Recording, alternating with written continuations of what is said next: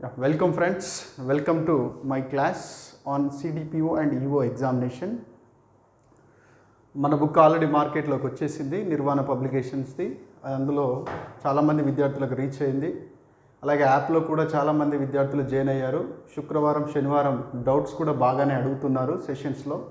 ఇంకా చదవాలి, ఇంకా బాగా అడగాలి. సరే, కోచింగ్ తీసుకోలేని విద్యార్థులు కూడా సొంతగా ప్రిపేర్ అవ్వడానికి అవకాశం ఉండాలనేటువంటి ఉద్దేశంతో, అలాగే కొద్ది వరకు కమాండ్ ఉన్నటువంటి స్టూడెంట్లకు కూడా ఒక బుక్ ఆసరా ఉంటే చదువుకుంటారు సొంతగా అనేటువంటి ఒక ఆలోచన ఉన్నటువంటి విద్యార్థులకు కూడా మన కోసం బుక్ మార్కెట్లో రిలీజ్ చేయడం జరిగింది. మనం ఏం చేస్తున్నామంటే మన ఛానల్లో సిడిపిఓ మరియు ఈఓ సిలబస్కి సంబంధించినటువంటి సిలబస్ అనాలిసిస్ ప్రోగ్రామ్ స్టార్ట్ చేశాం కదా. ఇంతకుముందు 2 యూనిట్లు మనం కంప్లీట్ చేసుకున్నాం. సిలబస్ మ్యాన్ అండ్ సొసైటీ అనేటువంటి యూనిట్, తర్వాత సోషల్ ఇన్స్టిట్యూషన్స్ అనేటువంటి 2 యూనిట్లు కంప్లీట్ చేసుకున్నాము. ఈరోజు మీకు ఈ వీడియోలో చాలా ఇంపార్టెంట్ యూనిట్ అయినటువంటి human life span development, child development కాదు, హ్యూమన్ లైఫ్ స్పాన్ డెవలప్మెంట్, మానవ జీవితకాల వికాసం. చైల్డ్ డెవలప్మెంట్ క్లాసులు కాదు, చైల్డ్ డెవలప్మెంట్ వరకే ఆగిపోతే సరిపోదు.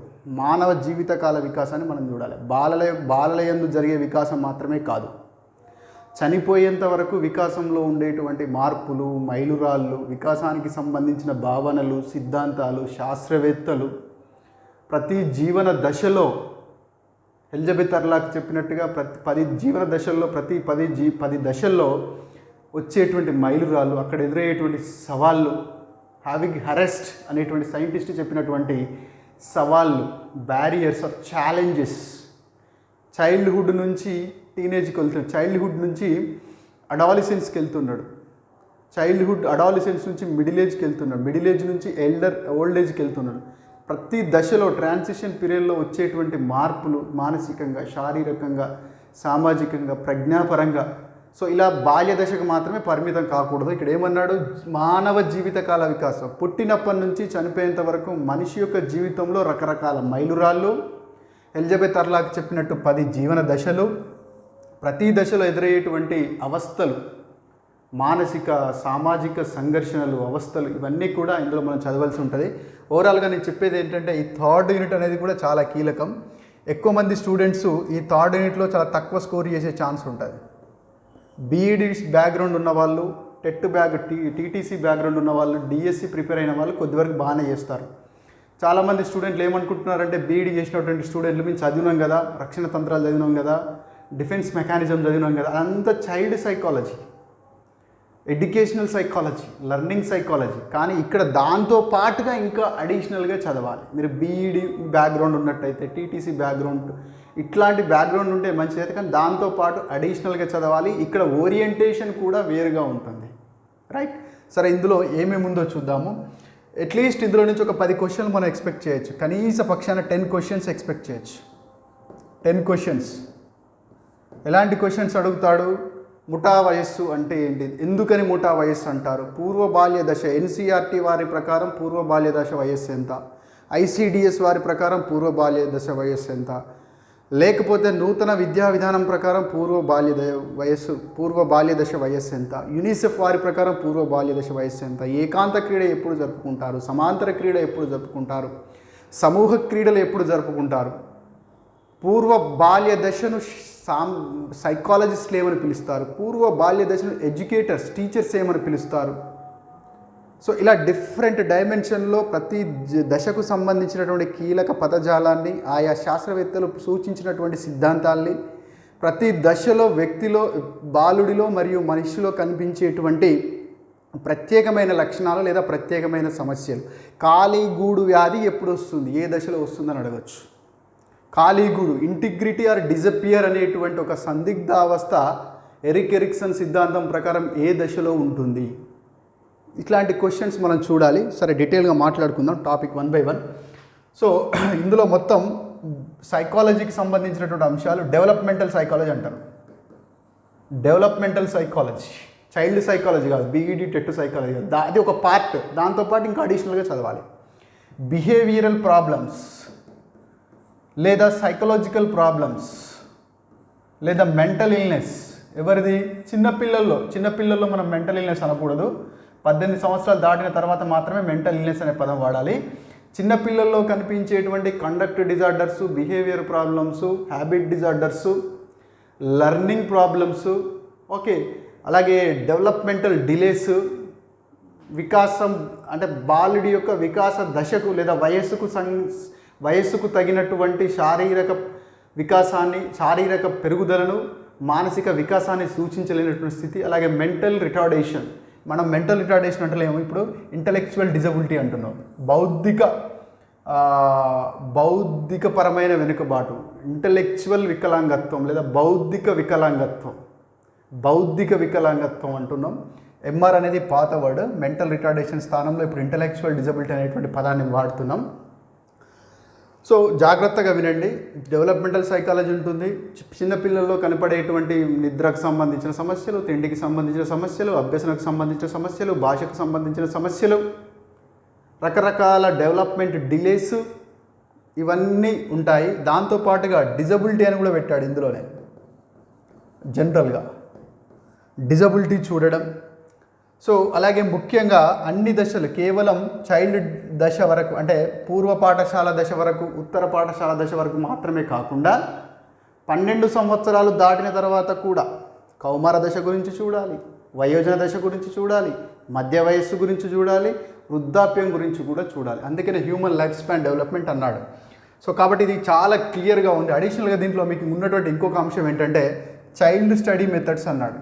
చాలాసార్లు దీని నుంచి 1-2 క్వశ్చన్లు పడే ఛాన్స్ ఉంటుంది. శిశువులను అధ్యయనం చేసేటువంటి పద్ధతి. శిశువు వానికి పెద్దవాళ్ళు ఇంట్రాస్పెక్ట్ చేసుకోగలుగుతారు, కానీ శిశువు ఇంట్రాస్పెక్ట్ చేసుకోలేడు. శిశువుని మనం ఎట్లా పరిశీలన ద్వారా, శిశువుకు టెస్టులు కండక్ట్ చేయడం ద్వారా, శిశువు యొక్క మానసిక వికాసాన్ని, భాషా వికాసాన్ని, శిశువులో ఉండేటువంటి అలవాట్లను, శిశువులో ఉండేటువంటి ఆలోచనను, శిశువు యొక్క ప్రవర్తనను మనం అబ్జర్వేషన్ అనేటువంటి మెథడ్లో, డైరెక్ట్ అబ్జర్వేషన్లో, ఇండైరెక్ట్ అబ్జర్వేషన్లో, వన్ వే అబ్జర్వేషన్లో, ఎక్స్పెరిమెంట్స్ చేస్తూ డిఫరెంట్ డైమెన్షన్లో కొన్ని సైకలాజికల్ టెస్టింగ్స్ ఉంటాయి. ఆ సైకలాజికల్ టెస్టింగ్స్ని బేస్ చేసుకొని మనం స్టడీ చేస్తాం. క్లినికల్ మెథడ్లో, కేస్ స్టడీ మెథడ్లో. సో కాబట్టి ఆ స్టడీస్ కూడా చాలా ఇంపార్టెంట్.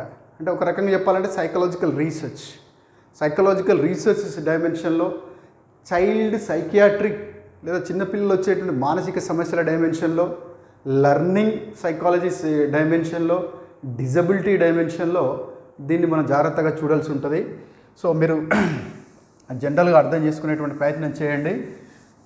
ఇందులో ఒక్కొక్క టాపిక్ తీసుకొని మనం మాట్లాడదాము. సో ఫస్ట్ టాపిక్ ఏముంది? పెరుగుదల మరియు వికాసం అన్నాడు. పెరుగుదల మరియు వికాసం అనేది డిఫరెంట్ కాన్సెప్ట్స్. పెరుగుదల in English it is called growth, versus వికాసము is called as development. Growth and development, these are two different phenomenas. Development, growth అనేది చాలా చిన్న భావన, డెవలప్మెంట్ అనేది చాలా విస్తృతమైనటువంటి భావన. గ్రోత్ అనేది డెవలప్మెంట్లో ఒక భాగం మాత్రమే. గ్రోత్ అంటే కేవలం వ్యక్తిలో ఉన్నటువంటి పిల్లవాడిలో ఉన్నటువంటి శారీరక పెరుగుదల, అంటే ఇంటర్నల్ ఆర్గాన్స్లో పెరుగుదల, ఎక్స్టర్నల్ అపీరెన్స్లో పెరుగుదల, బరువులో పెరుగుదల, అంటే క్వాంటిటేటివ్ చేంజ్ని, పరిమాణంలో మార్పుని, క్వాంటిటేటివ్ చేంజ్ని, సైజులో చేంజ్ని, ఎత్తులో చేంజ్ని, వ్యక్తిలో పరిమాణాత్మకంగా వచ్చేటువంటి మార్పులని చెప్పేటువంటిదే మన గ్రోత్ అంటాం. ఓకే, అది అంతర్గత అవయవాల పెరుగుదల కావచ్చు, బాహ్య అవయవాల పెరుగుదల కావచ్చు, ఎత్తులో మార్పు కావచ్చు, బరువులో మార్పు కావచ్చు. దీన్ని క్లియర్గా మనం మెజర్ చేయగలుగుతాం, ఎంత బరువు పెరిగిండు, ఎంత ఎత్తు పెరిగిండు.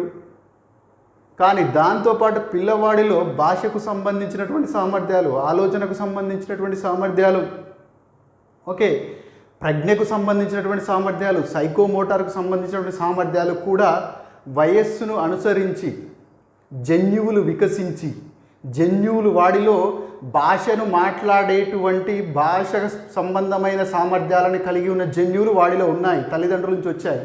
వాటికి ఆ జన్యువులను స్టిమ్యులేట్ చేసేటువంటి వాతావరణం చుట్టుపక్కల ఉన్నప్పుడు వాడు భాష నేర్చుకుంటాడు. మానవుడికి సహజ సిద్ధంగానే జన్యువుల్లో మాట్లాడేటువంటి కెపాసిటీ ఉంటుంది. ఇండియాలో పెరిగితే, తెలంగాణలో పెరిగితే తెలుగు వస్తుంది, మహారాష్ట్రలో పెరిగితే మరాఠీ వస్తుంది. కాబట్టి వ్యక్తిలో సహజ సిద్ధంగా ఉన్నటువంటి నైపుణ్యాలకు చుట్టూ ఉన్నటువంటి పరిసరాలు ప్రేరణకు గురి చేస్తే, అభ్యసనకు గురి చేస్తే, ట్రయల్ అండ్ ఎర్రర్ ద్వారా, క్లాసికల్ కండిషనింగ్ ద్వారా, అబ్జర్వేషన్ ద్వారా, ఇమిటేషన్, వివిధ మార్గాల ద్వారా, ఇది మనకు లెర్నింగ్ అనే టాపిక్లో చూడాలి. వివిధ మార్గాల ద్వారా శిశువు వాటిని నేర్చుకుంటాడు. అంటే ఇక్కడ వాడిలో భాషా వికాసం రావాలంటే వాడికి ఒక సర్టెన్ ఏజ్ రావాలి, మెదడు అభివృద్ధి చెందాలి. మెదడు చిన్న పిల్లవాడికి భాషా వికాసం ఎక్కడి నుంచి వస్తుంది? ఫస్ట్ మీనింగ్లెస్ సౌండ్స్ చేస్తాడు, బబ్లింగ్ స్టేజ్ అంటాం.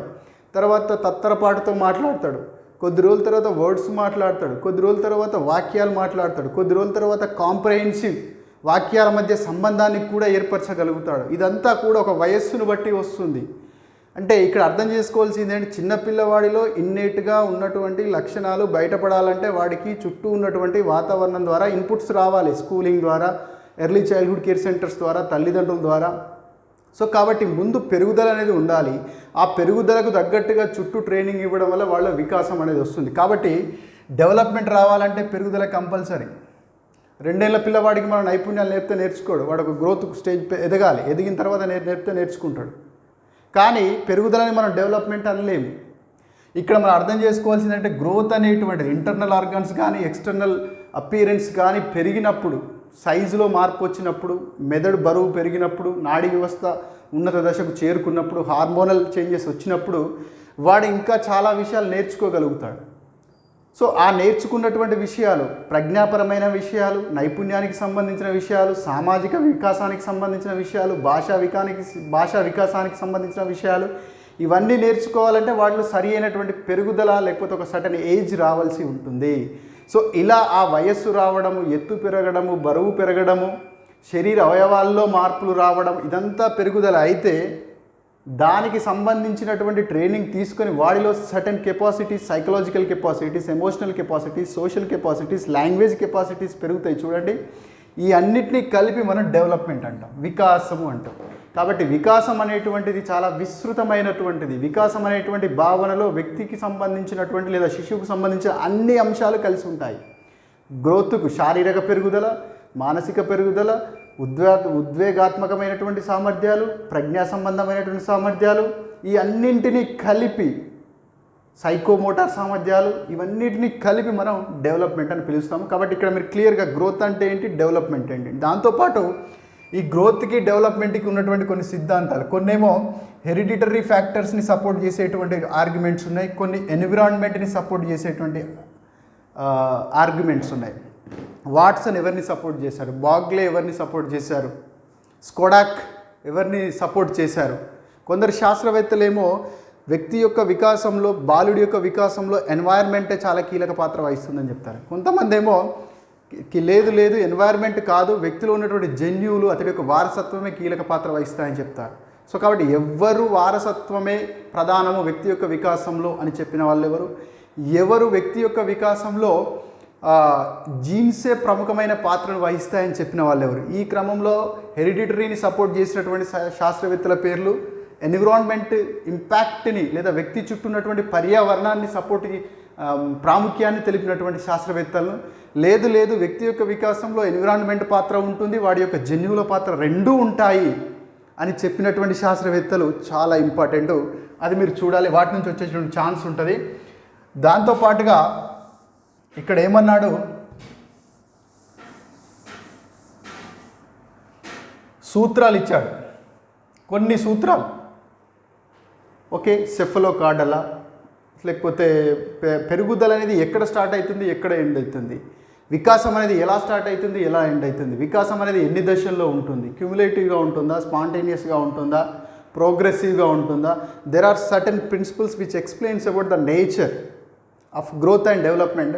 ఆ ప్రిన్సిపల్స్ నుంచి కూడా క్లియర్గా మనకు వచ్చేటువంటి అవకాశం ఉంటుంది. శరీరం మధ్యలో పెరుగుదల ప్రారంభమై చుట్టుపక్కలకు విస్తరిస్తుంది అనేటువంటిది, లేదా శరీరం తల నుంచి పెరుగుదల ప్రారంభమై కింది భాగానికి విస్తరిస్తుంది. అదే పుట్టగానే తల పెద్దగా ఉంటుంది, తల యొక్క ప్రపోర్షన్ పెద్దగా ఉంటుంది పుట్టినప్పుడు. పెరుగుతూ ఉన్న కొద్దీ బాడీతో పోల్చినప్పుడు తల యొక్క ప్రపోర్షన్ చిన్నగా అవుతుంది. అంటే తల నుంచి పెరుగుదల ప్రారంభమవుతుంది, శిరోపాదాభిముఖం అంటాం. సో ఇట్లా there are certain principles related to అది గ్రోత్ అండ్ డెవలప్మెంట్. ఆ ప్రిన్సిపల్స్ ఖచ్చితంగా చూడాలి. అడుగుతాడు, which of the following is a principle of growth and development అనొచ్చు, లేకపోతే ఈ క్రింది వానిలో వికాసానికి సంబంధించిన సూత్రం కానిదేది, అయ్యిందేది. సో అట్లాంటి క్వశ్చన్స్ అడిగేటువంటి ఛాన్స్ ఉంటుంది. అనదర్ ఇంపార్టెంట్ ఏరియా ఈస్ వికాస దశలు. This is so important. Developmental stages. Elizabeth Hurlock గారు డెవలప్మెంటల్ స్టేజెస్ని మొత్తం 10 రకాలుగా వర్గీకరించారు. 10 స్టేజెస్ వర్గీకరించారు. ఇన్ఫాన్సీ నుంచి ఓల్డ్ ఏజ్ వరకు, ఎల్డర్లీ స్టేజ్ వరకు 10 రకాలుగా వర్గీకరించారు. మీరు ఎవరిది ఫాలో కావద్దు, ఎలిజబెత్ హర్లాగ్ క్లాసిఫికేషన్ ఫాలో కావాలి. తెలుగు మీడియం పుస్తకాల్లో కొంచెం అటు ఇటుగా ఉంది ఏజ్ విషయంలో. ఇన్ఫాన్సీ నుంచి, బేబీహుడ్ నుంచి, ఎర్లీ చైల్డ్హుడ్ నుంచి, లేట్ చైల్డ్హుడ్, ఇవన్నీ మొత్తం 10 స్టేజెస్ ఉంటాయి ఎలిజబెత్ హర్లాగ్. లైఫ్ స్పాన్ డెవలప్మెంట్ అని ఉంటుంది ఎలిజబెత్ హర్లాగ్ రాసినటువంటి బుక్. ఆ బుక్లో క్లియర్గా ఉంటుంది, లేదా తెలుగు అకాడమీ బీఈడి బుక్లో క్లియర్గా ఉంటుంది. లేదంటే నా బుక్లో ఎలిజబెత్ హర్లాగ్ బుక్ను ఫాలో అవుతూనే నా బుక్ రాశాను, మేడం బుక్ను రెఫర్ చేస్తూనే నా బుక్ రాశాను. అది మీరు ఫాలో అయితే సరిపోతుంది. 10 స్టేజెస్ ఉంటే ప్రతి స్టేజ్లో, ఫర్ ఎగ్జాంపుల్ మనం ఇన్ఫాన్సీ ఉందనుకోండి, లేకపోతే బేబీహుడ్ ఉందనుకోండి.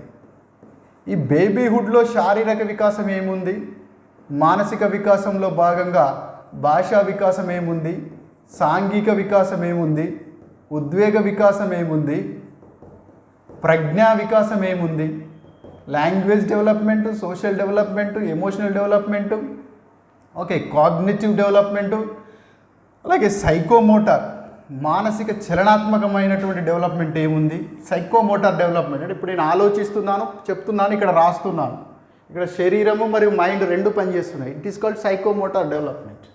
ఇవన్నిటిని చూడాలి ప్రతి దశలో తీసుకొని. ముఖ్యంగా ఎర్లీ చైల్డ్హుడ్ మీద బాగా ఫోకస్ చేయాలి, లేట్ చైల్డ్హుడ్ మీద కూడా బాగా ఫోకస్ చేయాలి, ఇన్ఫాన్సీ ఆల్సో బేబీహుడ్ మీద కూడా బాగా ఫోకస్ చేయాలి. మిడిల్ ఏజ్, ఓల్డ్ ఏజ్ తెలుసుకోవాలి, బట్ ఎక్కువ ఫోకస్ చేయాల్సింది 12 సంవత్సరాల లోపు లేదా 18 సంవత్సరాల లోపు బాగా ఫోకస్ చేయాలి పిల్లల మీద. Early childhood, babyhood, infancy. చాలాసార్లు అడిగాడు, వ్యక్తి అంటే బాలుడు తనకు తానుగా స్వతంత్రంగా ఏ వయస్సులో నడవగలుగుతాడు? బాలుడు అంటే అర్థం లేని శబ్దాలను ఎప్పుడు చేస్తాడు? బాలుడిలో ఏ దశలో మొదటిసారి ఉద్వేగం కనపడుతుంది? మొదటగా కనిపించేటువంటి ఉద్వేగం ఏంటి? సో ఇవన్నీ మీకు తెలవాలంటే అసలు ఎమోషనల్ డెవలప్మెంట్ అంటే ఏంటి, సైకోమోటార్ డెవలప్మెంట్ అంటే ఏంటి, లాంగ్వేజ్ డెవలప్మెంట్ అంటే ఏంటి, సోషల్ డెవలప్మెంట్ అంటే ఏంటి, ఇవి తెలవాలి మీకు. ఇవి తెలిసినప్పుడు ముందు ఇది చదవండి. What is psychomotor development, what is emotional development, what is language development, what is social development క్లియర్గా ఉంది ఇంగ్లీష్ మీడియం పుస్తకంలో, ఎలిజబెత్ హర్లాగ్ పుస్తకంలో, లేదంటే నా బుక్లో కూడా నీట్గా రాశాను, బీఈడి టీటీసీ పుస్తకాల్లో కూడా ఉంటుంది. ఇది తెలిసినప్పుడు పర్టికులర్ స్టేజ్లో లేట్ చైల్డ్హుడ్లో ఫిజికల్ డెవలప్మెంట్ ఏముంది, లేట్ చైల్డ్హుడ్లో ఎమోషనల్ డెవలప్మెంట్ ఏముంది, లేట్ చైల్డ్హుడ్లో కాగ్నిటివ్ డెవలప్మెంట్ ఏముంది, లేట్ చైల్డ్హుడ్లో లాంగ్వేజ్ డెవలప్మెంట్ ఏముంది క్లియర్గా చూడాలి. ముఖ్యంగా బాలుడు ఎవరి ఆసరా లేకుండా సొంతగా ఎప్పుడు నడవగలుగుతాడు, బాలుడు ఎప్పుడు బోర్లా పడతాడు, బాలుడు ఎప్పుడు మొదటిసారి ఏ వయస్సులో మొదటిసారి అంబాడే ఛాన్స్ ఉంటుంది, బాలుడు ఏ వయస్సులో ఆసరాతో నడవగలుగుతాడు, బాలుడు ఏ వయస్సులో పదాలను స్పష్టంగా పలికే అవకాశం ఉంటుంది, ఏజ్ అడుగుతాడు, పర్టిక్యులర్ ఏజ్ అడుగుతాడు, ఏకాంత క్రీడని ఏ దశలో ఆడుకుంటాడు, సమాంతర క్రీడని ఏ దశలో ఆడుకుంటాడు, అమూర్తమైనటువంటి ఆలోచన అంటే తన కళ్ళ ముందు లేని దాని గురించి కూడా ఆలోచించేటువంటి కెపాసిటీ బాలుడికి ఏ వయస్సులో వస్తుంది, పదిలపరుచుకునేటువంటి భావన ఏ వయస్సులో వస్తుంది, ప్రాణం లేనటువంటి వస్తువులకు ప్రాణాన్ని ఆపాదించేటువంటి దశ ఏంటి, ఎందుకలా ఆపాదిస్తాడు, ఏకమితి అంటే ఏంటి, అసలు ఏకమితి ఏ దశలో ఉంటుంది, ఇట్లాంటి క్వశ్చన్స్ అన్నీ కూడా మీరు ప్రతి స్టేజ్ని తీసుకొని 10 దశలు అని చెప్పినాం కదా ఎలిజబెత్ హర్లాగ్. ఈ 10 దశల్లో ప్రతి స్టేజ్ని తీసుకొని ప్రతి స్టేజ్లో ఇప్పుడు నేను చెప్పినట్టుగా language development, social development and emotional development, ఇవన్నీ కాగ్నిటివ్ డెవలప్మెంటు, ఇవన్నీ చూడాలి. కాగ్నిటివ్ డెవలప్మెంట్ అన్నా ఇంటలెక్చువల్ డెవలప్మెంట్ అన్నా ఆల్మోస్ట్ సేమ్. ఇవన్నీ చూసినప్పుడు ఈ పదాలు ముఖ్యంగా ఈ డెవలప్మెంటల్ స్టేజ్కి సంబంధించినటువంటి పదాలు బాగా పట్టాలి మీరు. అలాగే డెవలప్మెంట్ గురించి చదివేటప్పుడు మనకు కొన్ని థీరీస్ ఉన్నాయి. డెవలప్మెంట్ ఎలా కొనసాగుతుంది అనేటువంటి కోణంలో కొంతమంది శాస్త్రవేత్తలు మనకు థీరీస్ చెప్పడం జరిగింది. అందులో ముఖ్యంగా Piaget's cognitive development theory, Kohlberg చెప్పినటువంటి మోరల్ డెవలప్మెంట్ థీరీ, అలాగే పియాజే కూడా మోరల్ డెవలప్మెంట్ థీరీ చెప్పాడు, కాగ్నిటివ్ డెవలప్మెంట్ థీరీ రెండు చెప్పాడు. కోల్స్బర్గ్ మోరల్ డెవలప్మెంట్ థీరీ చెప్పాడు, Erikson psycho social development theory చెప్పాడు, సైకో సోషల్ డెవలప్మెంట్ థీరీ, అలాగే psycho sexual development theory, psychosexual development theory. ఈ సైకోసెక్సువల్ డెవలప్మెంట్ థియరీని Anna Freud and Sigmund Freud, తండ్రి కూతురు ఇద్దరు కలిసి చెప్పారు. The psycho analytical theory, Sigmund Freud psycho analytical theory. So ఇట్లాంటి సిద్ధాంతాలు, శిక్షణ సిద్ధాంతం, బ్రూనర్ చెప్పినటువంటి శిక్షణ సిద్ధాంతం, వైగాట్స్కీ సిద్ధాంతం, వైగాట్స్కీ సిద్ధాంతం కూడా చాలా ఇంపార్టెంట్. వైగాట్స్కీ సిద్ధాంతం, ఈ సిద్ధాంతాలు ఏం చెప్పినారు, ప్రతి సిద్ధాంతంలో ఎన్ని స్టేజెస్ ఉన్నాయి. For example, if you take psychosocial development theory which propounded by Erik Erikson, ఆయన 8 స్టేజెస్ ఉంటాయని చెప్తాడు. ఆ 8 స్టేజెస్ ఎప్పుడెప్పుడు ఏంటి, ప్రతి స్టేజ్లో కనిపించేటువంటి మైలురాలు ఏంటి. సో కాబట్టి డెవలప్మెంట్ అనేది చాలా జాగ్రత్తగా చదవాలి. డెవలప్మెంట్ అంటే ఏంటి, డెవలప్మెంట్లో ఉన్నటువంటి సెక్టార్స్ ఏంటి, ఆ డెవలప్మెంట్కి సంబంధించి శాస్త్రవేత్తలు చెప్పినటువంటి అంశాలు ఏంటి, ఆ ప్రాథమిక అంశాలు, ఇంటలెక్చువల్ డిజబిలిటీ అంటే ఏంటి, అందులో వచ్చేటువంటి వర్డింగ్స్, వొకాబులరీ, వాటి మీదనే క్వశ్చన్స్ పడే ఛాన్స్ ఉంటుంది. సో కాబట్టి ఈ వికాస దశలని క్లియర్గా మీరు ఎలిజబెత్ హర్లాక్ క్లాసిఫికేషన్ ఫాలో అవుతూ నేను రాశాను, మీరు దాన్ని చదవాలి. దాంతోపాటు జీవితకాల వికాస సవాల్ అనేటువంటి కొత్త కాన్సెప్ట్, ఇది బీఈడి వాళ్ళకు ఉండొచ్చు ఉండకపోవచ్చు నాకు తెలియదు. బట్ జనరల్గా జీవితకాల వికాస సవాల్ అంటే పిల్లవాడు ఇన్ఫాన్సీ నుంచి బేబీహుడ్కి వచ్చినాడు, బేబీహుడ్ నుంచి ఎర్లీ చైల్డ్హుడ్కి వచ్చినాడు, ఎర్లీ చైల్డ్హుడ్ నుంచి లేట్ చైల్డ్హుడ్కి వచ్చినాడు, లేట్ చైల్డ్హుడ్ నుంచి ప్యూబర్టీకి వచ్చినాడు, ప్యూబర్టీ నుంచి ఎర్లీ అడాల్సెన్స్కి వచ్చినాడు, ఎర్లీ అడాల్సెన్స్ నుంచి లేట్ అడాల్సెన్స్కి వచ్చినాడు. సో దాని తర్వాత మిడిల్ ఏజ్కి వచ్చినాడు, దాని తర్వాత ఎల్డర్లీ పీపుల్కి వచ్చినాడు. ప్రతి దశలో వ్యక్తి కొన్ని సవాళ్ళను ఎదుర్కొంటాడు. అప్పటిదాకా బ్యాచులర్గా ఉన్నాడు, ఇప్పుడు ఫర్ ఎగ్జాంపుల్ అప్పటిదాకా చిన్న పిల్లవాడిగా ఉన్నాడు 12 years ఆర్ 11 years, ఇప్పుడు ప్యూబర్టీకి వస్తున్నాడు. అకస్మాత్తుగా శరీరంలో మార్పులు, హార్మోన్లలో మార్పులు, బయట వాళ్ళందరూ నన్ను గమనిస్తున్నారు అనేటువంటి ఫీలింగ్ ముఖ్యంగా మగపిల్లల్లో ఆడపిల్లలు ఇద్దరిలో కూడా కనపడుతుంది. గొంతులో వచ్చేటువంటి మార్పులు, ఉద్వేగాల్లో వచ్చేటువంటి మార్పులు, ఆపోజిట్ సెక్స్ పట్ల అట్రాక్షన్.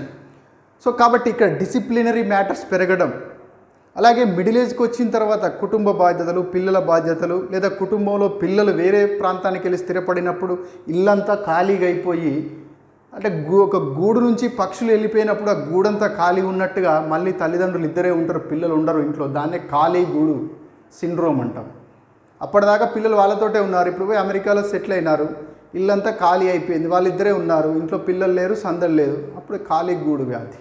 ఆ దశలో వాళ్ళకు ఒక రకమైనటువంటి empty feeling, psychological emptiness, social emptiness వస్తుంది, దాన్నే ఎంప్టీ నెస్ట్ సిండ్రోమ్ అంటాం, దాన్నే ఖాళీ గూడు వ్యాధి అని మనం తెలుగులో అంటాం. సో కాబట్టి ప్రతి దశలో ఎదురయ్యేటువంటి సవాలు, పుట్టగానే వాడికి ఎదురయ్యే సవాలు ఏంటి, పిల్లవాడికి గాలి పీల్చుకోవడం ఒక సవాలు వాడికి, ఎందుకంటే అమ్నియాటిక్ ఫ్లూయిడ్ అంతా కూడా ముక్కుల్లో మొత్తం నిండి ఉంటుంది. అప్పటిదాకా తల్లి నుంచి రెడీమేడ్గా తీసుకున్నాడు ఆక్సిజన్, ఇప్పుడు బయట నుంచి తీసుకోవాలి ఆక్సిజన్, ఊపిరితిత్తులు పనిచేయడం ప్రారంభించాలి. అప్పటిదాకా వాడి చుట్టూ ఉన్నటువంటి టెంపరేచర్ని తల్లి కడుపులో భద్రంగా దాచిపెట్టి ఉన్నాడు వాడి చుట్టూ ప్రొటెక్షన్ ఉంది, వాడికి న్యూట్రియంట్స్ ఉన్నాయి, అలాగే వాడికి విసర్జక అవయవాలు కూడా పనిచేయాల్సినటువంటి అవసరం లేదు. అంబలికల్ కార్డు ద్వారానే విసర్జక అవయవాలు తల్లిలోకి కలిసిపోతున్నాయి. అంబలికల్ కార్డు ద్వారానే వాడికి కావాల్సిన ఆక్సిజన్ వస్తుంది, వాడికి కావాల్సినటువంటి గ్లూకోజ్ వస్తుంది, వాడికి కావాల్సిన ప్రోటీన్ వస్తుంది, వాడికి కావాల్సిన మినరల్స్ అవన్నీ వస్తున్నాయి. ఇప్పుడు శరీరంలోని అన్ని అవయవాలు పనిచేయడం ప్రారంభించాలి పుట్టగానే. ముందుగా గాలి, బతికుండాలంటే ముందుగా గాలి రావాలి, గాలి తీసుకోవడం, ఇక్కడ ఉన్న టెంపరేచర్కి అడ్జస్ట్ అవ్వడం, చెవులు వినపడేలా, చెవులు కొంచెం లేట్గా వినపడతాయి, ఎందుకంటే చెవుల్లో ఉన్నటువంటి అమ్నియాటిక్ ఫ్లూయిడ్. పుట్టగానే వాడికి రంగులు కనపడవు, అంతా బ్లాక్ అండ్ వైట్ ప్రపంచమే ఉంటుంది వాడికి, పుట్టగానే రంగులు కనపడవు. సో ఇవన్నీ బయట వాతావరణానికి, ఫిజికల్ వాతావరణానికి అడ్జస్ట్ కావాలి, వాడు ఎదురయ్యేటువంటి ఛాలెంజ్ అది. సో ఇలా ప్రతి దశలో ఏం ఛాలెంజెస్ ఉంటాయి, దానికి సంబంధించి హావిగ్ హరెస్ట్ అనేటువంటి సైంటిస్ట్ కొన్ని జీవిత వికాస సవాళ్ళని మనకు చెప్పడం జరిగింది. సో హావిగ్ హరెస్ట్ చెప్పినటువంటి జీవిత వికాస సవాళ్ళు, అలాగే ఇక్కడ ఏముంది, పెరుగుదల మరియు వికాసంను నిర్ధారించే కారకాలు. ఇప్పుడు మనం చెప్పినాం కదా, జెనెటికల్ ఫ్యాక్టర్స్ ఇన్ఫ్లుయెన్స్ చేస్తాయా పెరుగుదలని, లేదా సైకలాజికల్ ఫ్యాక్టర్స్ ఇన్ఫ్లుయెన్స్ చేస్తాయా? జెనెటికల్ ఫ్యాక్టర్స్ ఇన్ఫ్లుయెన్స్ చేస్తే ఎలా ఇన్ఫ్లుయెన్స్ చేస్తాయి? ఎన్విరాన్మెంటల్ ఫ్యాక్టర్స్, చుట్టూ ఉన్నటువంటి సోషల్ కల్చరల్ ఫ్యాక్టర్స్ ఇన్ఫ్లుయెన్స్ చేస్తే ఎలా ఇన్ఫ్లుయెన్స్ చేస్తాయి? ఆ కోణంలో మనం అధ్యయనం చేయాలి. అలాగే గర్భస్థ దశ సంరక్షణ అంటే ఇదేమో మనము దాని మీద గైనకాలజీ మొత్తం చదవాల్సిన పని లేదు, అబ్స్ట్రాటిక్స్ చదవాల్సిన పని లేదు, బేసిక్ నాలెడ్జ్. గర్భస్థ దశ సంరక్షణ ఇక్కడ ముఖ్యంగా మనకు జననీ సురక్ష యోజన లేదా NRHM అండ్ ICDS వీళ్ళు కొన్ని మనకి లిటరేచర్ ఇవ్వడం జరిగింది.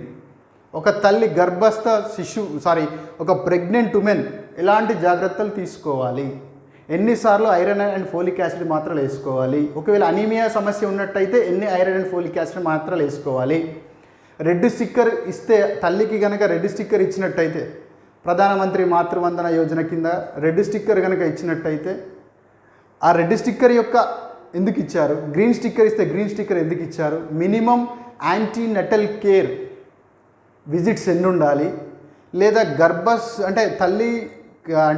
ప్రెగ్నెంట్ ఉమెన్లో కనపడేటువంటి డేంజర్ రిస్క్ సిగ్నల్స్ ఏంటి, రిస్క్ లక్షణాలు ఏంటి, ఎట్లాంటి జాగ్రత్తలు తీసుకోవాలి, వ్యాక్సినైజేషన్ ఎలా ఉండాలి, ప్రసవానికి ముందు తీసుకునేటువంటి జాగ్రత్తలు ఏంటి, ప్రసవ అనంతరం తీసుకునేటువంటి జాగ్రత్తలు ఏంటి, ఇట్లాంటి అంశాలన్నీ ఇక్కడ గర్భస్థ దశ శిశు సంరక్షణలో మనం చూడాలి.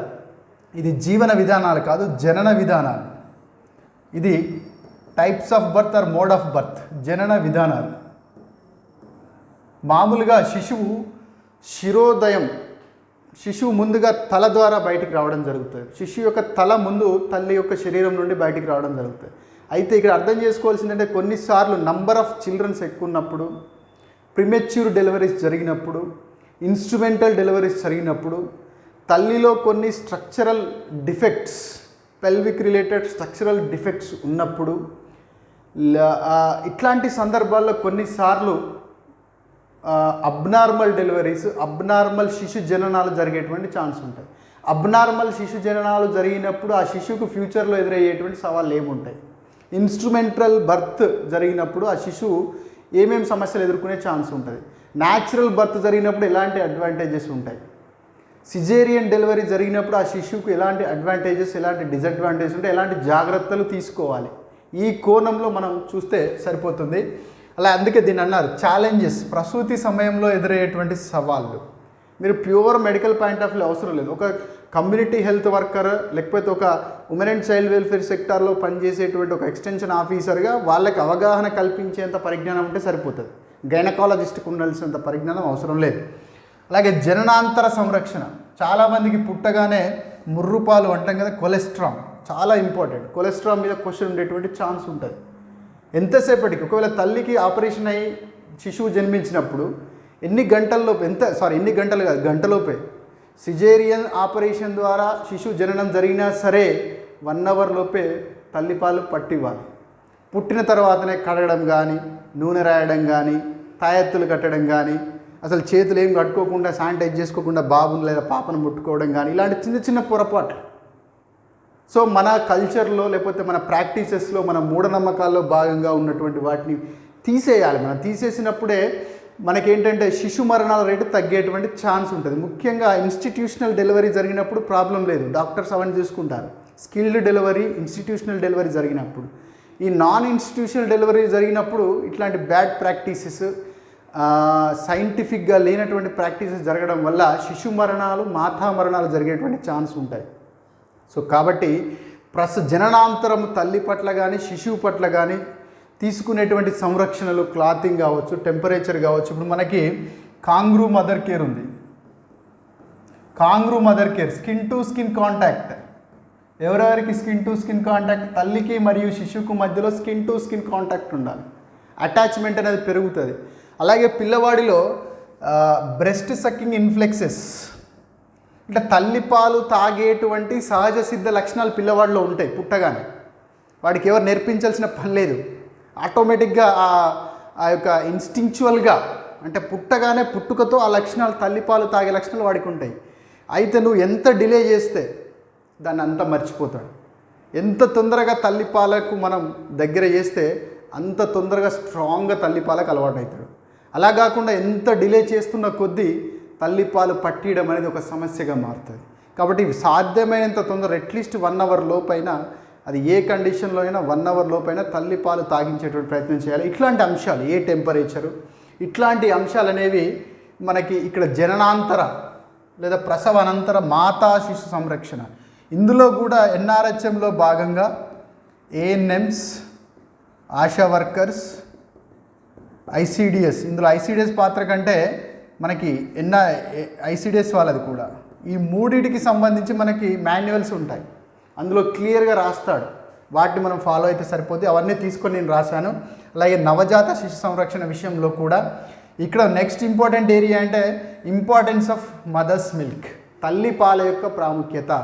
ఇందులో బాగా మీరు ఏం చూడాలంటే తల్లిపాలలో ప్రోటీన్స్ ఎన్ని ఉంటాయి, కార్బోహైడ్రేట్స్ ఎన్ని ఉంటాయి, మినరల్స్ ఏముంటాయి, వైటమిన్స్ ఏమేమి ఉంటాయి తల్లిపాలలో ఫ్యాట్ ఎంత లభిస్తుంది, ఈ అంశాలు చాలా క్లియర్. 100 mlలో ఎంత లభిస్తుంది, ఇది చాలా ఇంపార్టెంట్. ఇది ఐసీఎంఆర్ వారి ప్రకారం చూసుకుంటే సరిపోతుంది. ఐసీఎంఆర్ వారంటే వీళ్ళు ఎన్ఐఎన్ వాళ్ళ బేస్తోనే తీసుకుంటారు. ఐసీఎంఆర్ వాళ్ళ తీసుకుంటే సరిపోతుంది. తల్లిపాలలో లభించేటువంటి పోషకాలు చాలా ఇంపార్టెంట్. తర్వాత ఇంకా మనం చూడాల్సింది ఏంటంటే తల్లిపాలకు డబ్బా పాలకు, తల్లిపాలకు రెడీమేడ్ పాలకు మధ్య ఉన్నటువంటి డిఫరెన్స్ ఖచ్చితంగా చూడాలి. దాంతోపాటు ఈ మధ్య కాలంలో మదర్స్ మిల్క్ బ్యాంక్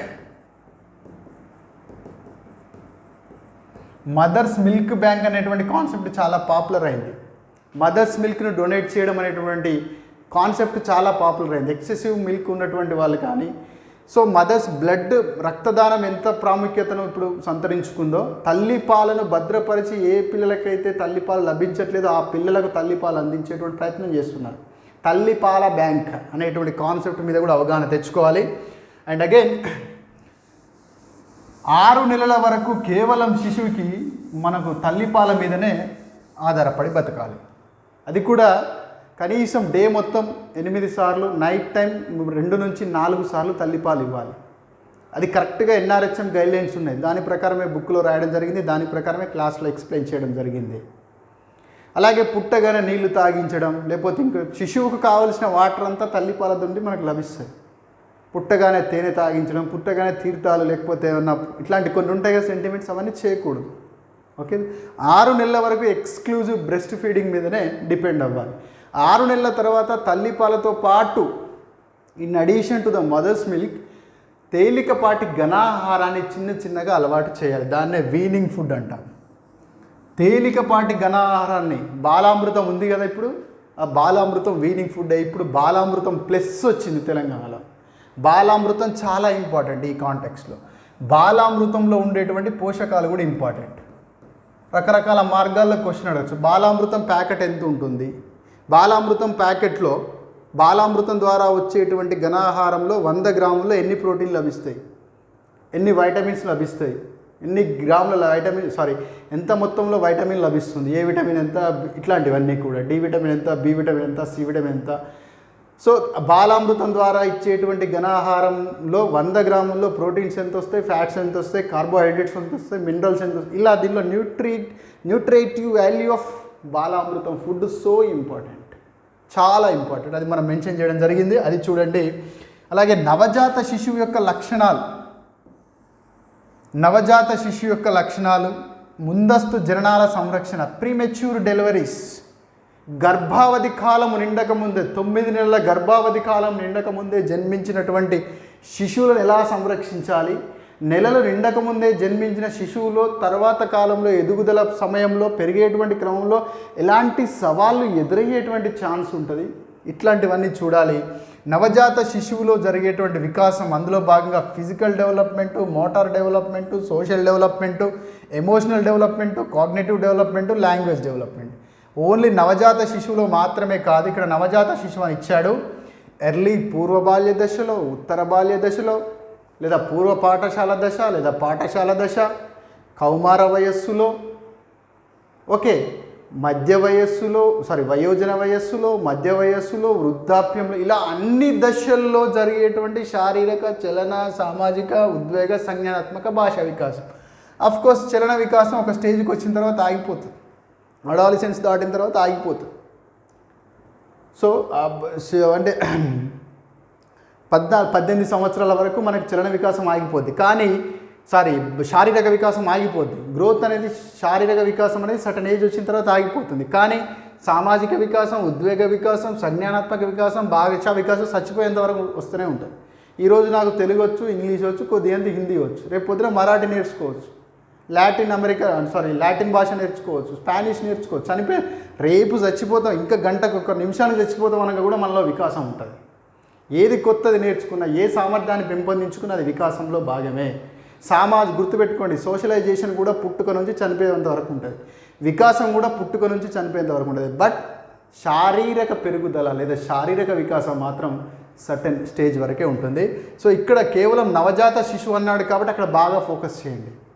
నవజాత శిశువులో ఈ వికాసం బాగా చదువుతూనే ఈ అన్ని అంశాలు కూడా అంటే ఎమోషనల్ డెవలప్మెంట్, అన్ని రకాల డెవలప్మెంట్స్ కూడా ప్రతి స్టేజ్లో ఏమేమి ఉందో చూడాలి. అండ్ అగైన్ స్టిమ్యులేషన్, శిశువు ఉద్దీపన చాలా ఇంపార్టెంట్. శిశువు ఉద్దీపన అంటే శిశువులో నేర్చుకునే కెపాసిటీ ఉంది, కానీ దాన్ని స్టిమ్యులేట్ చేయాలి. మనము ఒక శిశువును తీసుకెళ్ళి మనం అడవిలో పడేస్తే మనిషిలాగా నడవలేడు, జంతువులాగానే పరిగెత్తుతాడు, జంతువులాగానే అంబాడుతాడు. మనుషుల మధ్య ఉంటే ఇతర మనుషులను చూసి ఎలా నడుస్తున్నాడో నేర్చుకుంటాడు, పరిశీలిస్తాడు. వాడిలో నడిచేటువంటి లక్షణం వాడి జీన్స్లో ఉంది, కానీ ఆ జీన్స్ ఉత్ప్రేరణకు గురి కావాలి. ఆ జీన్స్ ఉత్ప్రేరణకు గురి చేసేటువంటి పరిసరాలు ఉండాలి, శిక్షణ ఉండాలి, ఆసరా ఉండాలి, తోడ్పాటు ఉండాలి. సో శిశువులకు ఒక జ్ఞానేంద్రియం కంటే కూడా ఎక్కువ జ్ఞానేంద్రియాలు పనిచేసే విధంగా వాడికి మనం ట్రైనింగ్ ఇవ్వాలి. వాడు బ్లాక్ అండ్ వైట్ బొమ్మల కంటే కలర్ బొమ్మల పట్ల ఎక్కువ అట్రాక్ట్ అవుతాడు. స్థిరంగా ఉన్న బొమ్మల కంటే కదిలే బొమ్మల పట్ల ఎక్కువ అట్రాక్ట్ అవుతాడు. కదిలే బొమ్మల కంటే కదులుతూ సౌండ్ చేసే బొమ్మల పట్ల ఎక్కువ అట్రాక్ట్ అవుతాడు. కదులుతూ సౌండ్ చేసే బొమ్మల కంటే కదులుతూ సౌండ్ చేస్తూ రంగును విరజిమ్మే బొమ్మల పట్ల ఇంకెక్కువ అట్రాక్ట్ అవుతాడు. సో వాటిలో ఎన్ని సెన్సారీ ఆర్గాన్స్కి మనం ట్రైనింగ్ ఇవ్వగలిగితే, ఎంత అట్రాక్టివ్గా ఇవ్వగలిగితే, ఎంత నావెల్గా ఇవ్వగలిగితే, అంటే కొత్త ప్రపంచాన్ని మనం ఇంట్రడ్యూస్ చేస్తున్నాం. పుట్టినప్పుడు శిశువు యొక్క మైండ్ అరిస్టాటిల్ అన్నట్టు తబుల రస, ఏమి రాయబడిన నల్లబల్ల. సో కాబట్టి వానికి ఎంత కొత్త ప్రపంచాన్ని, ఎంత వింతగా, ఎంత కొత్తగా, ఎన్ని ఎక్కువ జ్ఞానేంద్రియాలని మనం స్టిమ్యులేట్ చేసే విధంగా ఉంటే అంత తొందరగా వాడు వికాసానికి లోనవుతాడు. పిల్లలు చెప్పింది వినరు, చేసింది చేస్తారు. చెప్పింది వినరు, మనం ఏం చేస్తామో వాళ్ళు అది చేస్తారు. అనుకరణ ద్వారానే ఎక్కువ నేర్చుకుంటారు, పరిశీలన ద్వారానే ఎక్కువ నేర్చుకుంటారు, మోడలింగ్ ద్వారానే ఎక్కువ నేర్చుకుంటారు. అలాగే ఈ క్రమంలో శిశువు ఉద్దీపనకు సంబంధించి ఉపయోగించిన పరికరాలు, ముఖ్యంగా మనకు ఎర్లీ చైల్డ్హుడ్ కేర్ సెంటర్స్ ఐసిడిఎస్లో ఎర్లీ చైల్డ్హుడ్లో భాగంగా శిశువు ఉద్దీపనకు ఉపయోగించేటువంటి పరికరాలు ఏమున్నాయి అవన్నీ చూడాలి. శిశు సంరక్షణ కేంద్రాలు, బాల్వాడీలు కావచ్చు, క్రెష్ సెంటర్స్ కావచ్చు, ఐసిడిఎస్లో పనిచేసేటువంటి ఐసిడిఎస్ సెంటర్స్ కావచ్చు, లేదా డే కేర్ సెంటర్స్ కావచ్చు, ఇట్లాంటివన్నీ ప్రభుత్వ రంగంలో, ప్రైవేట్ రంగంలో ఉన్నాయి, చూడాలి. సో నవజాత శిశువు ఎవరైనా పిల్లవాళ్ళు వాళ్ళ వయస్సుకు తగ్గ వికాసం లేనప్పుడు ఆ లక్షణాలు ఎలా ఉంటాయి. దాంతోపాటు పూర్వ బాల్య దశ ఏమన్నాడు, క్లియర్గా ప్రాముఖ్యత అన్నాడు. ఎందుకంటే ఇక్కడ అన్ని ఫౌండేషన్స్ పడతా ఉంటాయి, అన్ని డెవలప్మెంట్కి సంబంధించినటువంటి ఫౌండేషన్స్ ఇక్కడ పడతాయి. కాబట్టి ఒక పూర్వ బాల్య దశనే కాదు, నవజాత శిశువు నుంచి వృద్ధాప్యం వరకు ప్రతి దశ ఇంపార్టెంటే, ప్రతి దశలో ఉన్నటువంటి స్టేజెస్ అన్నీ ఇంపార్టెంట్, ఆ దశలో కనపడేటువంటి ప్రత్యేక లక్షణాలన్నీ ఇంపార్టెంటే. బట్ నవజాత శిశు దశ, పూర్వ బాల్య దశ, ఉత్తర బాల్య దశ, ఈ మూడు చాలా ఇంపార్టెంట్. పూర్వ బాల్య దశకు చాలా పేర్లు ఉన్నాయి, ఉత్తర బాల్య దశకు కూడా చాలా పేర్లు ఉన్నాయి. ఇప్పటి వరకైతే మీరు పూర్వ బాల్య దశను గుర్తుపెట్టుకోండి. పూర్వ బాల్య దశ early childhood, late childhood, infancy, babyhood, ఈ 4 దశల్లో మాత్రం క్లియర్గా చదవాలి. అందులో అన్నాడు social development, emotional, cognitive, language ఇది అన్నాడు. దాంతోపాటు వికాసంలో క్రీడల యొక్క పాత్ర, వికాసంలో వాడికి లాంగ్వేజ్ డెవలప్ కావాలంటే క్రీడలు ఎట్లా పనిచేస్తాయి, వాడికి కాగ్నిషన్ పెరగాలంటే క్రీడలు ఎట్లా పనిచేస్తాయి, వాడిలో సైకోమోటర్ డెవలప్మెంట్ రావాలంటే క్రీడలు ఎలా పనిచేస్తాయి. అందుకే కొంతమంది శాస్త్రవేత్తలు ఏమంటారు, ఆటల వల్ల కలిగేటువంటి ప్రయోజనము ఏ విధమైన బోధనా విధానం కూడా పూడ్చలేదు. అంటే ఆటల ద్వారా మనం బాగా నేర్పగలుగుతాము. అత్యున్నతమైనటువంటి బోధనా విధానం ఆటలే చిన్నపిల్లల విషయంలో. ఈ క్రమంలో ఎలిజబెత్ అర్లాక్ గారు ఏమన్నారు ఆటల గురించి, పెస్టాలజీ ఏమన్నారు, రూసో ఏమన్నాడు, ఫ్రోబెల్ ఏమన్నారు, ఇలా డిఫరెంట్, రవీంద్రనాథ్ ఠాగూర్ ఏమన్నారు, మహాత్మా గాంధీ గారు ఏమన్నారు, గిజుభాయ్ బదేక గారు ఏమన్నారు, తారాబాయి మోదక్ గారు ఏమన్నారు. వీళ్ళందరూ ఎర్లీ చైల్డ్హుడ్కి సంబంధించినటువంటి శాస్త్రవేత్తలు.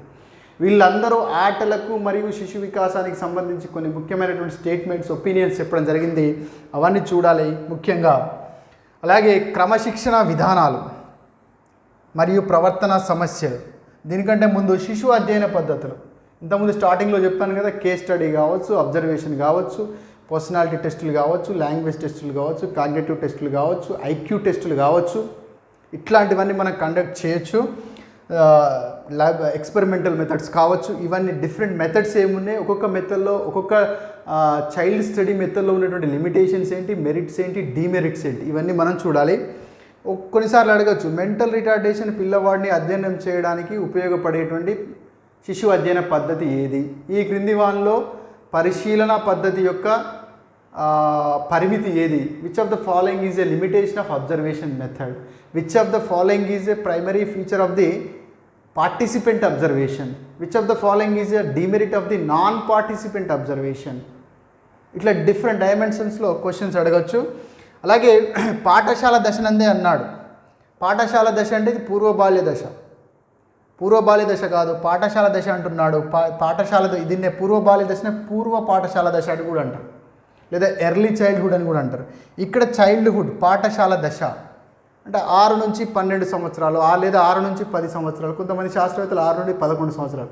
సో పాఠశాల దశలో ఎదురయ్యేటువంటి వికాసం అన్నాడు. మళ్ళీ సేమ్ అంటే స్కూల్కి వెళ్ళే పిల్లవాడిలో పాఠశాల దశలో ఎట్లాంటి గ్రోత్ ఉంటుంది, ఎట్లాంటి ఎమోషనల్స్ ఉంటాయి, ఎట్లాంటి లాంగ్వేజ్ డెవలప్మెంట్ ఉంటుంది, ఎట్లాంటి సోషల్ డెవలప్మెంట్ ఉంటుంది, ఇవన్నీ చూడాలి.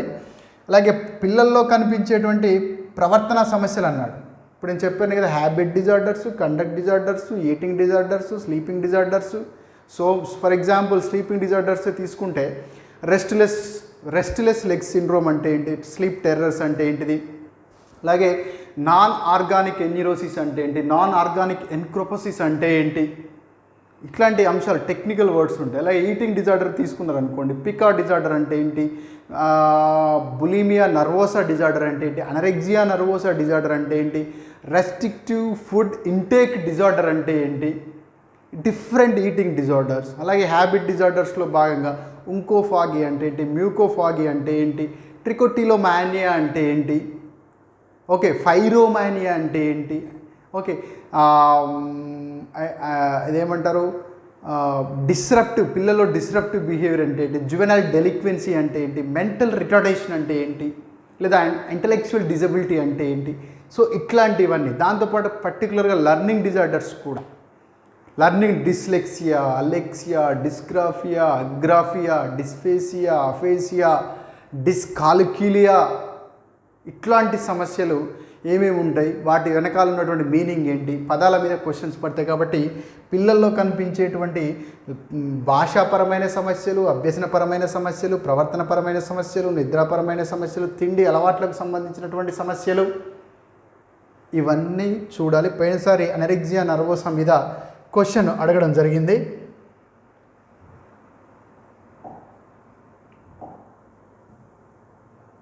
సో అగైన్ ఏమిచ్చాడు, దాని తర్వాత ఉద్వేగపరమైన సమస్యలు, దీంతోపాటు వివిధ రకాల వైకల్యాలు అన్నాడు. అన్ని దశలు, కౌమార దశ ఇచ్చాడు, యవ్వనారంభ దశ ఇచ్చాడు, వయోజన దశ ఇచ్చాడు. మీరు బాగా గుర్తుపెట్టుకోండి, ఎంప్టీ నెస్ట్ సిండ్రోమ్ మీద క్వశ్చన్ ఉంటుంది, పక్కా ఉంటుంది, చాలా ఇంపార్టెంట్ అది. సో ప్రత్యేక అవసరాలు గల బాలలు డన్ అనేటువంటి సైంటిస్ట్ ఉన్నాడు. స్పెషల్ లెర్నింగ్ చిల్డ్రన్స్ని 12 రకాలుగా వర్గీకరించాడు, డజన్గా వర్గీకరించాడు. దాంతోపాటు ఇంక ఇక్కడ ఎవరిని తీసుకోవాలంటే children in need of care తీసుకోవాలి. Children in need of care అంటే ఎవరు? ఆర్ఫాన్స్, లేదా తల్లిదండ్రులే పిల్లల్ని ఇబ్బంది పెట్టుతున్నప్పుడు, అంటే బాల్య వివాహం చేస్తున్నారు తల్లిదండ్రులే పిల్లల్ని మనుషుల అక్రమ రవాణాకు గురి చేస్తున్నారు, తల్లిదండ్రులే పిల్లవాడిని అమ్మేస్తున్నారు, తల్లిదండ్రులు ఇద్దరు ఆల్కహాలిక్స్ పిల్లవాడిని ఇబ్బంది పెడుతున్నారు, తల్లిదండ్రుల దగ్గరనే సంరక్షణ లేదు సరిగా, అట్లాంటి వాళ్ళని కూడా ఇక్కడ తీసుకొస్తారు. అబాండెడ్ చిల్డ్రన్స్, వదిలివేయబడ్డ చిల్డ్రన్స్, ఓకే, డిజాస్టర్ విక్టిమ్స్ అయినటువంటి చిల్డ్రన్స్, రెగ్యులర్గా ట్రాఫిక్ గురయ్యేటువంటి చిల్డ్రన్స్, బాల కార్మికతకు గురయ్యేటువంటి చిల్డ్రన్స్, లేకపోతే బాండెడ్ లేబర్కు గురి అయ్యేటువంటి ఛాన్స్ ఉన్నటువంటి చిల్డ్రన్స్, ఓకే, అనాథ పిల్లలు, తప్పిపోయినటువంటి పిల్లలు, రన్అవే చిల్డ్రన్స్, ఎక్స్ప్లాయిటేషన్కి, కుటుంబం ద్వారా ఎక్స్ప్లాయిటేషన్ కానీ సమాజం ద్వారా ఎక్స్ప్లాయిటేషన్కి గురయ్యే అవకాశం ఉన్నటువంటి పిల్లలు కావచ్చు. వీళ్ళందరినీ children in need of care అంటారు. వీళ్ళతో పాటు జువెనైల్ డెలిక్వెంట్స్ కూడా, బాల అపరాధులు అంటారు కదా, జువెనైల్ డెలిక్వెంట్స్, వీళ్ళకు సంబంధించిన అంశాలు, జిల్లా స్థాయిలో ఉండేటువంటి district child protection unit, mission Vatsalya, ఇంతకుముందు ఇంటిగ్రేటెడ్ చైల్డ్ ప్రొటెక్షన్ స్కీమ్ అనేవాళ్ళు, తర్వాత చైల్డ్ ప్రొటెక్షన్ స్కీమ్ అన్నారు, ఇప్పుడు మిషన్ వాత్సల్య అంటున్నారు. ఓకే, జువెనల్ జస్టిస్ బోర్డ్ ఏం చేస్తారు, డిస్ట్రిక్ట్ చైల్డ్ ప్రొటెక్షన్ యూనిట్ ఏం చేస్తుంది, చైల్డ్ వెల్ఫేర్ కమిటీ ఏం చేస్తుంది, ఇట్లాంటివన్నీ అంశాలన్నీ కూడా ఇక్కడ చూడాలి. అలాగే రకరకాల వైకల్యాలు అన్నాడు. ఒకప్పుడు వైకల్యాలు 7 రకాలు, పీడబ్ల్యూడీ యాక్ట్ 1995 ప్రకారం వైకల్యాలు 7 రకాలు, కానీ సవరించినటువంటి పీడబ్ల్యూడీ యాక్ట్ ప్రకారం వైకల్యాలు 21 రకాలు. అసలు వైకల్యం అంటే ఏంటి, బెంచ్ మార్క్ డిజబిలిటీ అంటే ఏంటి, 40% డిజబిలిటీ ఉన్నప్పుడు ఒక వ్యక్తిలో సాధారణ వ్యక్తిలో ఉండేటువంటి సామర్థ్యాలతో పోల్చినప్పుడు ఒక వ్యక్తిలో 40% సామర్థ్యాలు లోపించినప్పుడు వాడిని వైకల్యం అంటాం. అసలు వైకల్యం అంటే ఏంటి, డిజబిలిటీ అంటే ఏంటి, హ్యాండిక్యాపిజం అంటే ఏంటి, ఇంపేర్మెంట్ అంటే ఏంటి, ఇంపేర్మెంట్కి డిజబిలిటీకి హ్యాండిక్యాపిజంకు డిఫరెన్స్ ఏంటి. సరే, ఇప్పుడు నరేంద్ర మోడీ దివ్యాంగులు అని పిలుస్తున్నాడు, ప్రత్యేక సమర్థులు అని పిలుస్తారు, లేకపోతే స్పెషల్లీ ఏబుల్డ్ అని పిలుస్తారు, లేదా డిఫరెంట్లీ ఏబుల్డ్ అని పిలుస్తారు. డిజబుల్ అనేది డిస్క్రిమినేటరీ వర్డ్, డిజబిలిటీ వాడకు. సరే, వాట్ ఎవర్, ఈ డిజబుల్స్ ఎన్ని రకాలు ఉన్నాయి, ఏ రకమైన డిజబిలిటీ అధికంగా ఉంది, దానికి గల కారణాలు ఏంటి. దీనిలో కొన్ని టెక్నికల్ వర్డ్స్, క్రోమోజోమల్ అబ్నార్మాలిటీస్ వల్ల వచ్చేటువంటి డిజబుల్స్, టర్నర్ సిండ్రోమ్ కావచ్చు, ఎడ్వర్డ్ సిండ్రోమ్ కావచ్చు, మంగోలిజం కావచ్చు, లేకపోతే ఈ స్ట్రక్చరల్ ప్రాబ్లమ్స్ వల్ల హైడ్రోసెఫాలీ కావచ్చు, మైక్రోసెఫాలీ కావచ్చు, మ్యాక్రోసెఫాలీ కావచ్చు, లేదా ఫీనల్ కీటోనూరియా అనేటువంటి ప్రోటీన్ అబ్నార్మాలిటీస్ వల్ల వచ్చేటువంటి డిజబిలిటీసే కావచ్చు, మెంటల్ రిటార్డేషన్ కూడా కావచ్చు. సో ICD-10 ప్రకారం IQ 69 కంటే తక్కువ ఉంటే అప్పుడు వాడిని మెంటల్లీ రిటార్డెడ్ అంటారు. MR అనే పదం వాడకూడదు, ఇంటలెక్చువల్ డిజబుల్ అనే పదం వాడాలి. 69 కంటే IQ తక్కువ ఉంటాయి. వీళ్ళని మళ్ళీ ఎన్ని రకాలుగా వర్గీకరించారు, ఎన్ని రకాలుగా, మైల్డ్, మోడరేట్, సివియర్, ప్రొఫౌండ్, 4 రకాలుగా వర్గీకరించారు. మైల్డ్, మోడరేట్, సివియర్, ప్రొఫౌండ్ అని 4 రకాల ఇంటలెక్చువల్ డిజబుల్స్ని వర్గీకరించడం జరిగింది. సో ఇట్లాంటి వాళ్ళకి ఇంక్లూజివ్ ఎడ్యుకేషన్, సంలీన విద్య ఎలా ఇస్తారు, దీనికి సంబంధించి రిహాబిలిటేషన్ కౌన్సిల్ ఆఫ్ ఇండియా ఏం చేస్తుంది, నేషనల్ ట్రస్ట్ యాక్ట్ ద్వారా ఏం చేస్తుంది, పీడబ్ల్యూడీ యాక్ట్ ద్వారా ఏం చేస్తున్నాం, మెంటల్ హెల్త్ యాక్ట్ ఏం చెప్తా ఉంది, డిజబిలిటీ పాలసీ ఏముంది, డిస్ట్రిక్ట్ డిజబిలిటీ రిహాబిలిటేషన్ సెంటర్స్ ఏం చెప్తున్నాయి. ఇప్పుడు డిజబుల్స్కి ఎడ్యుకేషన్లో ఎంత రిజర్వేషన్ ఉంది, ఎంప్లాయ్మెంట్లో ఎంత రిజర్వేషన్ ఉంది, డిజబిలిటీ పట్ల డిస్క్రిమినేషన్ చూపెడితే పనిష్మెంట్ ఎంత పడుతుంది, చీఫ్ కమిషనర్ ఆఫ్ డిజబుల్ ఎవరు మనకు ప్రస్తుతం, ఇట్లాంటి అంశాలన్నీ కూడా డిజబుల్స్లో భాగంగా చూడాలి. దాంతోపాటు డిజబిలిటీని రెస్ట్రిక్ట్ చేయడానికి ప్రభుత్వం తీసుకునేటువంటి చర్యలు, డిజబిలిటీకి గల కారణాలు, ఐడిన్ లోపం వల్ల కావచ్చు, బి కాంప్లెక్స్ లోపం వల్ల కావచ్చు, వ్యాక్సినైజేషన్ సరిగా లేకపోవడం వల్ల కావచ్చు, ఇట్లాంటి డిఫరెంట్ ప్రోటీన్ అంటే న్యూట్రిషనల్ ప్రాబ్లమ్స్ వల్ల కావచ్చు, పొల్యూటెంట్స్కి ఎక్స్పోజ్ కావడం వల్ల కావచ్చు, యాక్సిడెంట్స్ వల్ల కావచ్చు, జెనెటికల్ రీజన్స్ వల్ల కావచ్చు, డిఫరెంట్ డైమెన్షన్స్ ఉన్నాయి కదా డిజబిలిటీకి కారణాలు, అవన్నీ చూడాలి. డిజబిలిటీ మ్యాగ్నిట్యూడ్ కూడా చూడాలి, ఏ రాష్ట్రంలో ఎక్కువ ఉన్నారు, ఏ డిజబుల్స్ ఎక్కువ ఉన్నారు, తెలంగాణలో ఎంత ఉన్నారు, జనాభాలో ఎంత ఉన్నారు, వీళ్ళకి సంబంధించినటువంటి పథకాలు ఏమున్నాయి, సుగమ్య భారత్ అభియాన్ కావచ్చు, బడాతే కదం కావచ్చు, గరుండా పథకం కావచ్చు, ఈ స్కీమ్స్ డిఫరెంట్ డిజబిలిటీ స్కీమ్స్ ఏమున్నాయి కూడా చూడాలి. అందుకే అన్నాడు నిర్వహణ సంస్థలు. అలాగే ఇక్కడ క్లియర్గా ఇచ్చాడు చూడండి, సామాజిక మరియు ఉద్వేగపరమైన సమస్యలున్న బాలలు, ఇవి 2 ఒకటే, ప్రవర్తన సమస్యలు ఇక్కడే, ఇవి 2 చైల్డ్ సైకియాట్రిక్ సంబంధించినటువంటి అంశాలు. బాలలు మరియు మహిళా సంక్షేమ కార్యక్రమాలు అన్నాడు. ఈ బాలలు మరియు మహిళా సంక్షేమ కార్యక్రమాలు మనకు ఆల్రెడీ 8th యూనిట్లో కవర్ అయినాయి, మళ్ళీ ఇక్కడ కూడా రిపీట్ అయినాయి. దీన్ని పక్కన పెట్టండి, ఇది ఒకటి 8th యూనిట్లో భాగంగా చదువుకోండి, మొత్తం 8th యూనిట్లో వచ్చినాయి, ఇవన్నీ చూడండి. సో మీరు దీనికి సంబంధించి ఇంగ్లీష్ మీడియం పిల్లలైతే క్లియర్గా మీరు చైల్డ్ డెవలప్మెంట్కి సంబంధించి హ్యూమన్ లైఫ్ స్పాన్ డెవలప్మెంట్కి సంబంధించి ఎలిజబెత్ హర్లాగ్ గారు రాసినటువంటి పుస్తకాన్ని మీరు తీసుకోవచ్చు. ఇండియన్ ఎడిషన్ చాలా బాగుంది. లేదు మేము ఇంగ్లీష్ చదవలేమనుకుంటే తెలుగు మీడియం పుస్తకాలు, బీఈడీకి సంబంధించినటువంటి పుస్తకాలు కానీ, టీటీసీకి సంబంధించిన పుస్తకాలు తీసుకోవచ్చు. దాంతోపాటు ఎర్లీ చైల్డ్హుడ్కి సంబంధించి ప్రత్యేకమైన పూర్వ పాఠశాల విద్యా సంరక్షణ ప్రత్యేకమైన బుక్ ఉంది తెలుగు అకాడమీలో. విద్యా మనోవిజ్ఞాన శాస్త్రానికి సంబంధించిన బుక్ ఉంది. అయితే అది చైల్డ్ వరకే చూపెడుతుంది. మిడిల్ ఏజ్లో ఉండే డెవలప్మెంట్ కానీ, అడాలసెన్స్లో ఉండేటువంటి డెవలప్ కానీ, ఓల్డ్ ఏజ్లో ఉండేటువంటి డెవలప్మెంట్ కానీ, పిల్లల్లో ఉండేటువంటి ఉద్వేగపరమైన సమస్యలు ఇప్పటిదాకా నేను చెప్పిన కూర్చున్న చైల్డ్ సైకియాట్రిక్ అంశాలు అందులో మిస్ అవుతాయి. సో తెలుగు మీడియం పిల్లలు నిరభ్యంతరంగా నా బుక్ చదువుకోవచ్చు. ఇంగ్లీష్ మీడియం స్టూడెంట్స్ కూడా ఈ యూనిట్ మొత్తం ఈజీగా అర్థమవుతుంది, ఎందుకంటే ఎక్కువ ఇంగ్లీష్ వర్డ్సే ఉంటాయి. Right, so this is about third unit. దీంట్లో చాలామంది స్టూడెంట్స్ ఇందులో మిస్ అవుతారు, మార్కులు చేయలేరు, కఠినంగా ఉందని భావిస్తారు. ఇక్కడ మీరు బైకి బై సాధించాలి. 15 క్వశ్చన్లు వస్తే 15కు 15 సాధించాలి. ఇలా 15కు 15 ఈ క్వశ్చన్లో ఆన్సర్ సాధించాలంటే శాస్త్రవేత్తల పేరు గుర్తుపెట్టుకోవాలి, సిద్ధాంతకర్తల పేరు గుర్తుపెట్టుకోవాలి, పదాల గుర్తుపెట్టుకోవాలి, పిల్లల్లో కనిపించే రకరకాల మానసిక సమస్యలు గుర్తుపెట్టుకోవాలి, ప్రతి లైఫ్ స్టేజ్లో కనిపించే డిఫరెంట్ డెవలప్మెంటల్ స్టేజెస్ గుర్తుపెట్టుకోవాలి, డెవలప్మెంటల్ టాస్క్ హ్యావింగ్ అరెస్ట్ చెప్పినట్టు డెవలప్మెంటల్ టాస్క్ గుర్తుపెట్టుకోవాలి, డిజబిలిటీ మీద గ్రిప్ తెచ్చుకోవాలి.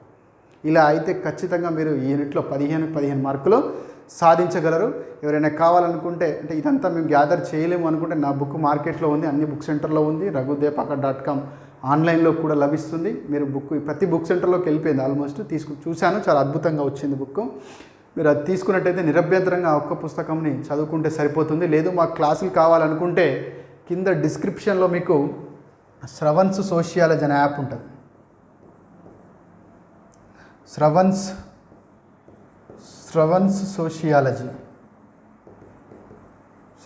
సోషియాలజీ అనే యాప్ని గూగుల్ ప్లే స్టోర్ నుంచి డౌన్లోడ్ చేసుకోండి. అందులో మీకు తెలుగు మీడియం క్లాసులు క్లియర్గా ఎక్స్ప్లెయిన్ చేయడం జరిగింది. డౌట్స్ కోసం వీక్లీ 1 or 2 ఇంటరాక్షన్ సెషన్ కూడా పెట్టుకోవడం జరిగింది. సో ఇప్పటివరకు మనం 3 యూనిట్లు కంప్లీట్ చేశాము. సిలబస్లో 3 యూనిట్లు కంప్లీట్ చేయడం జరిగింది.